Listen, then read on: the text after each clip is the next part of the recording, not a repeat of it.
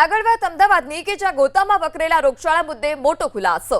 પાણીના ટાંકાનું પાણી દૂષિત હોવાનો તપાસમાં ખુલાસો થયો છે.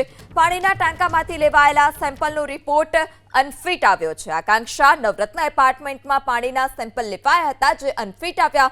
વર્ધમાન ફ્લેટ સોસાયટીની વોટર ટેન્કની જે સેમ્પલ હતા તે પણ અનફિટ આવ્યા છે. ગોતા વિસ્તારમાં પાણી હવે પીવાલાયક હોવાની વાત આરોગ્ય અધિકારીએ કરી છે.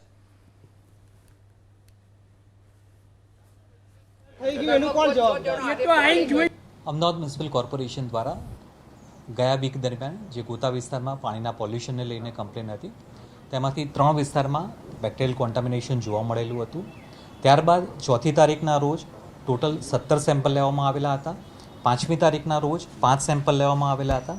આ તમામ રિપોર્ટમાં જે પાણીનું ક્વોલિટી છે એને ફિટ ડિક્લેર કરવામાં આવેલી છે. તમામ જગ્યાએ ક્લોરીનનું પ્રમાણ અવેલેબલ જોવા મળેલું છે. ક્લોરીનનું પ્રમાણ પણ 1 થી 2ની વચ્ચે ક્લોરીનનું પ્રમાણ આવેલું છે. સાથે સાથે મેડિકલ ચેકઅપના દરમિયાન પણ કોઈપણ વ્યક્તિને અન્ય કોઈ નવો કેસ રિપોર્ટ નથી થયેલો. આમ હાલમાં કોર્પોરેશન દ્વારા તમામ કામગીરી પૂર્ણ કરવામાં આવેલી છે અને ચોખ્ખું અને હાલમાં જે પણ રિપોર્ટ આવેલા છે તે પ્રમાણે સંપૂર્ણ ફિટ પાણી જે તે વિસ્તારમાં સપ્લાય કરવામાં આવેલું છે.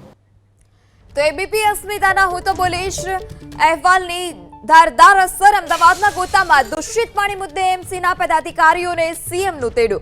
Mayor, deputy mayor, standing chairman, પક્ષના નેતા, દંડક ગાંધીનગર જવા માટે રવાના. ગત સપ્તાહે ગોતામાં દૂષિત પાણીને કારણે રોગચાળો વકર્યો હતો. ચોમાસાને ધ્યાનમાં રાખી સમગ્ર શહેરમાં યુદ્ધના ધોરણે કામગીરી શરૂ કરવા માટે બેઠક. વરસાદી પાણીના નિકાલ માટેની સ્થિતિની પણ ચર્ચા થશે. વર્તમાન સ્થિતિમાં દૂષિત પાણી, ચોમાસા બાદ રોગચાળાની સ્થિતિ અંગે પણ સમીક્ષા થશે. પેટા સમિતિના ચેરમેન, ડેપ્યુટી ચેરમેનની બાકી નિમણૂકને લઈ પણ ચર્ચા સંભવ.